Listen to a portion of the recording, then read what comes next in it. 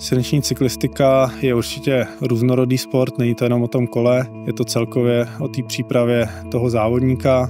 Člověk se dostane na různá místa po celé Evropě, zároveň je to i ohromná dřina, ale pak ten výsledek za to stojí. Elkov Kasper je český kontinentální tým, který se věnuje závodům v silniční cyklistice, cyklokrosu a od příští sezóny i dráze.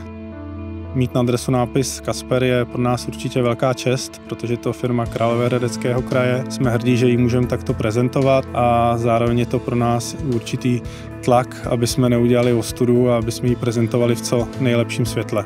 Tak náš tým vzniknul v roce 1993, už je to vlastně 31 let. S Rudou se známe od nějakých 12 let, kdy jsme spolu začínali závodit na kolech kategorii žáků a od té doby jezdili jsme spolu na kole.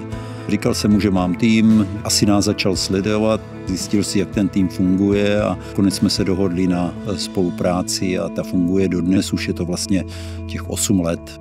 Těch lidí, kteří podpořejí sport ze svých peněz, není tolik a Ruda zase říkal vždycky, že radši podpoří takovou věc, která funguje, protože ty peníze si člověk nikdy do hrobu neveme. To centrum naše je v Hradci Králové, ale vesměs celý ten rok trávíme na závodech po celé Evropě. Zároveň se ukazujeme i našim fanouškům v závodech Českého poháru v České republice. Letošní sezóna se nám podařila, dokázali jsme vyhrát titul jak český, tak slovenský v tom nejprestižnějším elitním závodě, v silničním závodě. Zároveň Michal Boroš se stal mistrem republiky v cyklokrosu, takže sezónu určitě hodnotíme velmi pozitivně.